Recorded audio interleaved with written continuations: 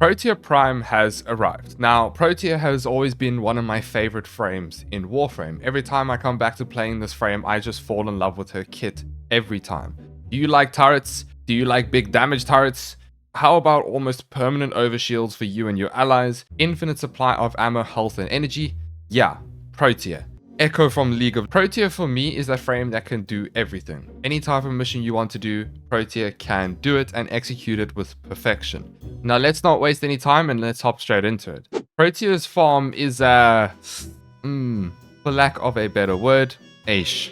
But we have PROTEA Prime now, so if you would like to try this frame out, she is a lot easier to farm now because primes are always easier than the base frame for the most part. If you would like to farm the base version, you'd have to farm PROTEA through the Granum Voids after completing the Deadlock Protocol quest. For Granum Crowns, you get Neuroptics. For Exemplar Granum Crowns, you get the chassis. For Zenith Granum Crown, you get the system. Alright, let's head on over to her abilities. PROTEA's passive is a really nice one. Actually, it's incredibly useful when used properly. Every fourth ability cast gains 100% strength. This just resets the cycle over and over again, so if you get smart, you can cast a few abilities, then wait for the fourth to cast Dispensary, for example, to get more health and energy orb drops. Or you can wait for the fourth cast to be your turrets, meaning that turret cast will do significantly more damage. If you subsume something like, let's say, Gloom or any other ability that is heavily affected by strength, you can apply the same principle. Her first ability is called Grenade Fan.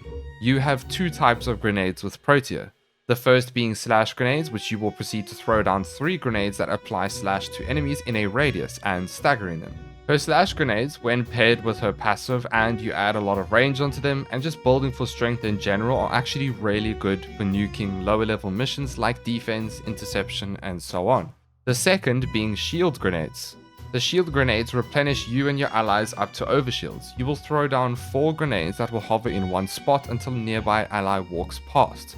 The grenade will then attach itself to the ally and give them shields, and also regen their shields as they start to take damage, but it goes all the way up until your overshield limit, which is about 1650 overshields for the average frame, barring 1 or 2. If your shields break and the shield gate is triggered while the grenades are attached to you, you will then get 3 times the minimum shield gate invincibility duration, which for PROTEA is about 3 seconds. Her second ability is called Blaze Artillery. Place down a turret that will fire in a 130-degree arc, dealing heat damage. You can have up to a maximum of 3 turrets at a time. Now, these turrets have a lot of range and do lots of damage when built correctly, but they have a very short duration. And that's because when the turret starts firing at an enemy, the turrets gain 100% increased damage for each successful hit against all enemies. They do have infinite body punch through, so they can hit multiple enemies at once. So the turret's damage effectively doubles per enemy hit, and you can see the damage multiply behind the turrets as they start shooting and hitting enemies. So they do lots of damage, but they don't last long. At base, they only last 3 seconds, so if you build for more duration, you're able to make them last longer, dealing more damage and scaling its damage more. We then move on to PROTEA's third ability called Dispensary.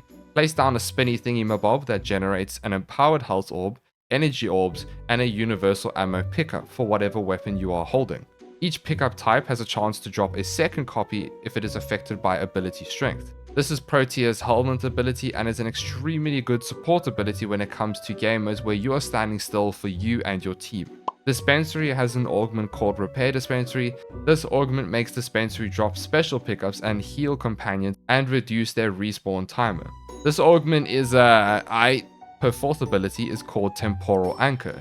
Drop a Temporal Anchor and after the duration ends, you rewind time, triggering an explosion. The explosion damage is dependent on the damage you dealt between the anchor drop and the rewind. If you die while the anchor has been dropped, it will rewind you, effectively saving you. Now this ability by itself is not my favorite. It's a bit tedious to say the least. However, this ability has an augment called Temporal Erosion. Temporal Erosion is quite the beefy augment.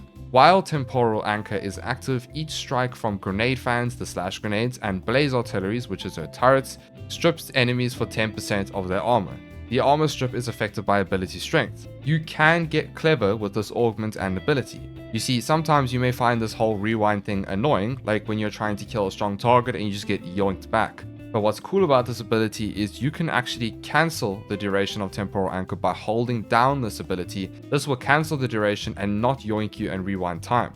This does call for a more active playstyle and requires you to keep an eye on this ability when it is active. Wait until about a second or two as it's about to finish and just hold down the ability and it will cancel it. Then you can just recast it. You will also know when this ability is about to end because you will start to hear a clock ticking. This means you will keep your augment buff for the majority of the duration. 10% may not seem like a lot, but when you pair it with grenade fans and how fast your turrets shoot, you will rip through their armor very quickly. And if you scale it with strength, obviously, it will shred even more. This will boost your damage overall and your heat damage over time effects drastically as you strip their armor. It is worth noting that in DevStream 179 they mentioned Protea will be getting a new augment for Protea's second ability, Blazing Artillery, in the Jade Shadows update. So when that update comes out, and depending on how good the augment is, then just feel free to adjust your builds accordingly. Before we go into her builds and playstyles, could you hit that like button as it really helps me out with the video? Thank you so much. Now, Protea can be quite versatile. In fact, there are so many playstyles for her. So for this video, I'm going to kind of include her playstyles and the build that follows that type of playstyle. There are going to be quite a few, so pick the one that tickles your fancy. But first, we need to go over Protea's general gameplay loop. Protea's first and second ability are extremely important to have, and I would even argue that Dispensary is also very important to have when it comes to energy sustain and supporting your teammates. So this leaves us with Protea's fourth ability being the flexible slot for a subsume. Now this is where the beauty of building Protea comes in. Because of her passive literally giving you 100% extra ability strength on the fourth cast, and the nature of her 1, 2, and 3, she scales really well off of duration, as you want Dispensary to be down longer and you want your turrets to be placed longer so they scale more damage.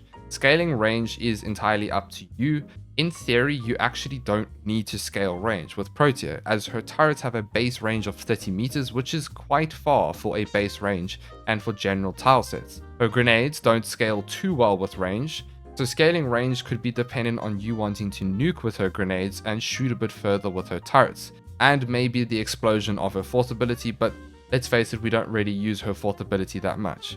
And maybe also the subsume you have put over her fourth ability. This effectively means scaling duration and strength works the best with Protea, which allows us to subsume anything you want on her fourth. If you are worried about energy sustain, you can run Streamline if you'd like, but I have found that putting Equilibrium on Protea pretty much sorts out her energy issues entirely, because Dispensary drops an empowered health orb, meaning it gives you 100 health. This paired with the Equilibrium buff means you can get a crap ton of energy per conversion. This does not include the general drops you will get by killing enemies, so she's kind of sorted when it comes to energy sustain with just Equilibrium. Protea's turrets mainly deal heat damage, so if you include Archon Vitality into your build, you are going to drastically increase your turret's overall damage. So let's talk about a no Helminth Protea. You would have a playstyle like so. Make sure to throw down your grenades for shields for you and your allies, and throw them down often so that you can keep your shields up. This is your way of surviving with Protea.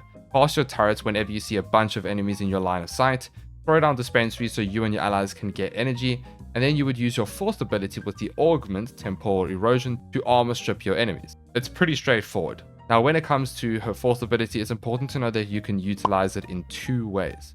The first, by actually using the ability for what it's meant for, meaning you throw down the Temporal Anchor, do your thing, and TP back every time the duration runs out. This is good in niche cases. For example, Disruption. When you place a key in the conduit, place down Temporal Anchor. If you have enough duration, rush to the Demolisher, make sure you kill it in time, and just rewind back to the room. But like I said, this is a niche case where it works out really well.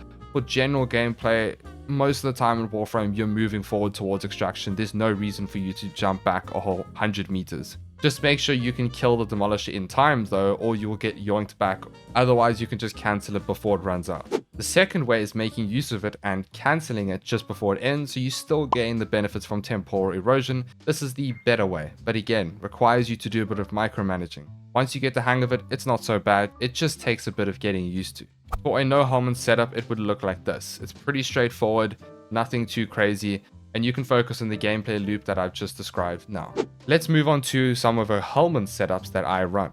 The first one is me making use of Shooting Gallery. Now this is Mace's subsume, and we will be making use of the augment called Muzzle Flash. This was suggested to me on stream, and honestly, it's a really good synergy. Shooting Gallery will jam enemy weapons, or as my viewers like to call it, fill enemy weapons with jam. Yes. And the augment Muzzle Flash will blind enemies for every 6 kills you do. This will effectively mean you have a double CC, which is really nice when it comes to Protea.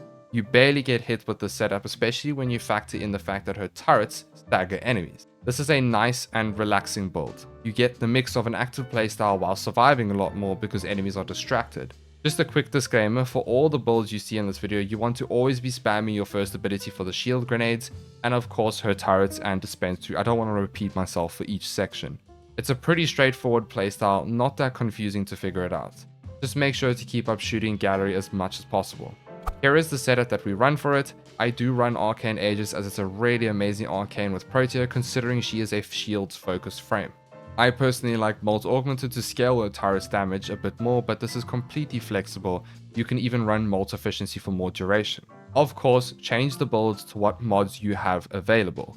Then we move on to quite a fun nuke setup that can actually be used in both Star Chart and Steel Path. This build shines in defense missions as you can literally place slash grenades right on top of the enemy spawns. Or you can use it for any endurance mission really, it doesn't really matter.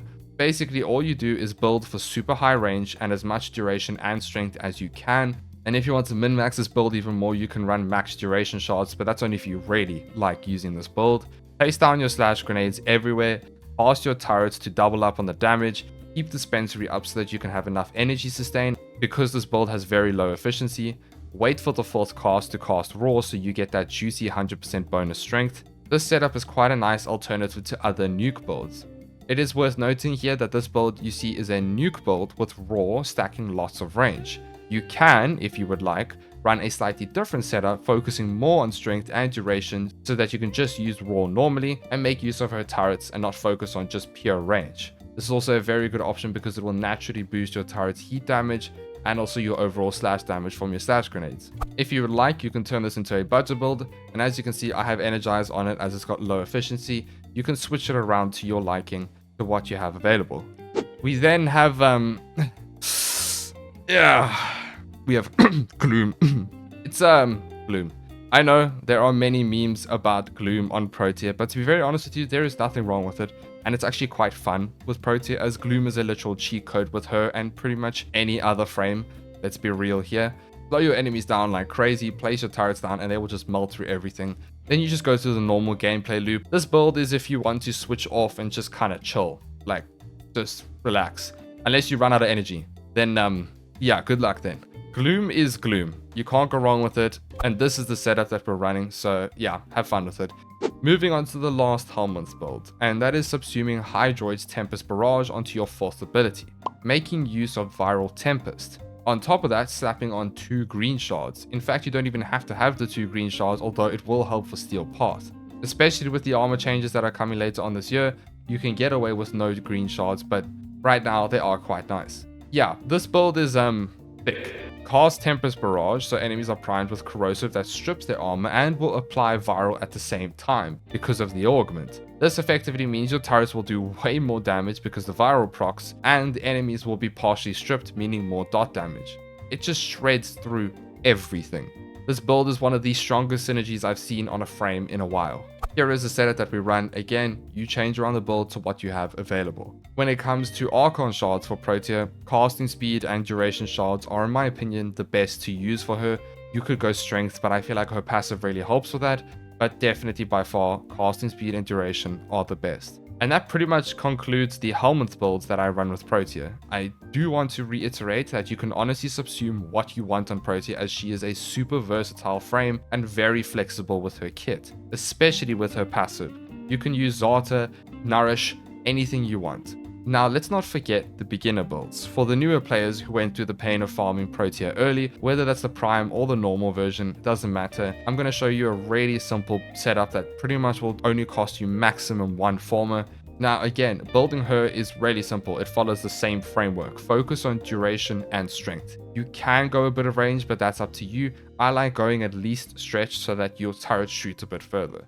This is a little cheap setup here that I would recommend. I run natural talent as I personally think Protea needs a bit of casting speed. as you start to progress and maybe invest more into her, you can fill up the mods accordingly as you start to form a Protea. And all you have to do is just focus on strength and duration and you're good to go. One thing I will say that is very important though is make sure that you have equilibrium on even as a beginner, because it's going to make your life so much easier with Protea for her energy sustain. And that's pretty much it. For my final thoughts on Protea, honestly, she has always had a special place in my heart. Protea is a frame that can just do all. She is very useful for pretty much every game mode, and she is very versatile and could do anything. Her turrets do so much damage while you can support yourself and your team with your 1 and 3. She's one of the greatest all-rounder frames in Warframe, and I can say that confidently. You won't go wrong with Protea. I don't need to go on about her anymore. I think I've actually explained her quite well in this video and enough. And that pretty much concludes this video. I don't want to go on any longer. This video has gone on for long enough. Thank you so much for watching this video. I hope you guys enjoyed it. Don't forget to leave a like and subscribe. And a massive thank you to all the beautiful duckers who support the channel. Thank you so much. I'll see you all in the next one.